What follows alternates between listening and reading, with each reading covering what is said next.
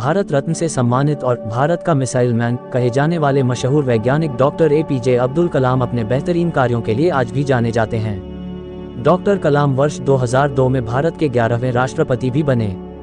Doctor कलाम ने भारत को प्रगतिशील बनाने में अहम भूमिका निभाई थी। डॉक्टर APJ अब्दुल कलाम का जन्म तमिलनाडु के रामेश्वरम के धनुषकोडी गांव में 15 अक्टूबर 1931 को हुआ था। क्या आप जानते हैं डॉक्टर कलाम ने इसरो में भारत के पहले स्वदेशी सैटेलाइट लॉन्च व्हीकल के निर्माण में महत्वपूर्ण भूमिका निभाई थी। APJ अब्दुल कलाम अपने कार्यों और अपनी प्रेरणादायक बातों के लिए आज भी याद किए जाते हैं। वहीं उनके जन्म दिवस को हर वर्ष विश्व छात्र दिवस के रूप में मनाया जाता है। आइए जानते हैं APJ अब्दुल कलाम के जीवन के बारे में। APJ अब्दुल कलाम का पूरा नाम अबुल पकीर जैनुल्लाब्दीन अब्दुल कलाम था, लेकिन उन्हें डॉक्टर APJ अब्दुल कलाम और मिसाइल मैन के रूप में जाना जाता है।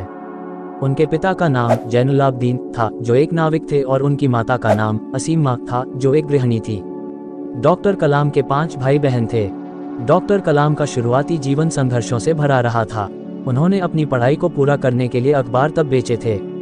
उन्हें बचपन से ही सीखने की बहुत इच्छा थी। रामनाथपुरम, तमिलनाडु से मैट्रिक की पढ़ाई पूरी करने के बाद डॉक्टर कलाम ने 1955 में वे मद्रास चले गए। वहां उन्होंने मद्रास इंस्टीट्यूट ऑफ टेक्नोलॉजी और चेन्नई में एरोस्पेस इंजीनियरिंग की पढ़ाई पूरी की। क्या आप जानते हैं डॉक्टर APJ अब्दुल कलाम एक लड़ाकू पायलट बनना चाहते थे, लेकिन उन्हें भारतीय वायुसेना यानी IAF की प्रवेश परीक्षा में 9वां स्थान मिला था, जबकि IAF ने केवल 8वीं रैंक तक ही रिजल्ट की घोषणा की थी, इसलिए वह पायलट नहीं बन सके। डॉक्टर APJ अब्दुल कलाम अपनी पढ़ाई पूरी करने के बाद रक्षा अनुसंधान और विकास संगठन में एक वैज्ञानिक के रूप में शामिल हुए, जहां उन्होंने हावरक्राफ्ट परियोजना पर काम किया। डॉक्टर कलाम ने कुछ समय तक प्रसिद्ध वैज्ञानिक विक्रम साराभाई के साथ भी काम किया था। इसके बाद वह वर्ष 1962 में भारतीय अंतरिक्ष अनुसंधान संगठन यानी इसरो में आ गए। यहाँ उन्होंने प्रोजेक्ट डायरेक्टर रहते हुए सफलतापूर्वक कई उपग्रह प्रक्षेपण परियोजनाओं में अपनी अहम भूमिका निभाई थी। डॉक्टर APJ अब्दुल कलाम ने इसरो में प्रोजेक्ट डायरेक्टर के तौर पर भारत के पहले स्वदेशी सैटेलाइट लॉन्च व्हीकल के निर्माण में महत्वपूर्ण भूमिका निभाई थी। इस प्रथम सैटेलाइट व्हीकल से भारत ने वर्ष 1980 में रोहिणी सैटेलाइट सफलतापूर्वक अंतरिक्ष में भेजा था। इस मिसाइल को बनाने में डॉक्टर कलाम ने अपना अहम योगदान दिया था, जिसके वजह से उन्हें मिसाइल मैन के नाम से जानते हैं। इसके बाद डॉक्टर कलाम ने देश के लिए कई महत्वपूर्ण परियोजनाओं में कार्य किया और देश के लिए कई मिसाइलें बनाई। इसके बाद डॉक्टर कलाम ने वर्ष 1992 से 1999 तक रक्षा अनुसंधान एवं विकास संगठन यानी DRDO में सेक्रेटरी के रूप में कार्य किया। वह प्रधानमंत्री के मुख्य वैज्ञानिक सलाहकार भी थे। वर्ष 1998 में दूसरे परमाणु परीक्षण में डॉक्टर कलाम ने महत्वपूर्ण तकनीकी और राजनीतिक भूमिका निभाई थी।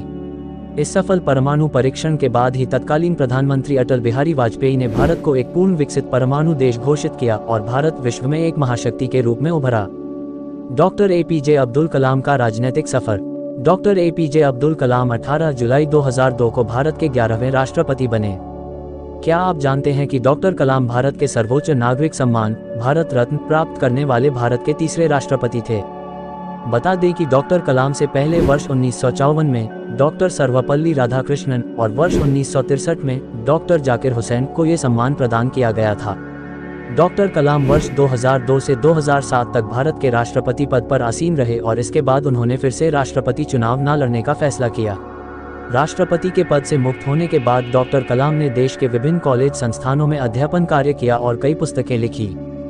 डॉक्टर कलाम ने विज्ञान और अंतरिक्ष के क्षेत्र में अपना अतुलनीय योगदान दिया है, जिसकी वजह से उन्हें वर्ष 1997 में भारत के सबसे प्रतिष्ठित पुरस्कार भारत रत्न से भी सम्मानित किया गया था। उन्होंने अपने जीवन के बहुत से वर्ष रक्षा अनुसंधान और विकास संगठन यानी DRDO के लिए काम करते हुए बिताए थे। देश का सर्वोच्च पद पर रहने के बाद भी डॉक्टर कलाम हमेशा अपना जीवन सादगी के साथ जीते रहे। उनका स्वभाव बेहद सहज, सरल और विनम्र था। वे हमेशा खुद को एक वैज्ञानिक और शिक्षक की तरह ही देखा करते थे। लेकिन 27 जुलाई 2015 को भारतीय प्रबंधन संस्थान शिलांग में भाषण देते समय हृदय गति रुकने से अचानक उनका मृत्यु हो गया।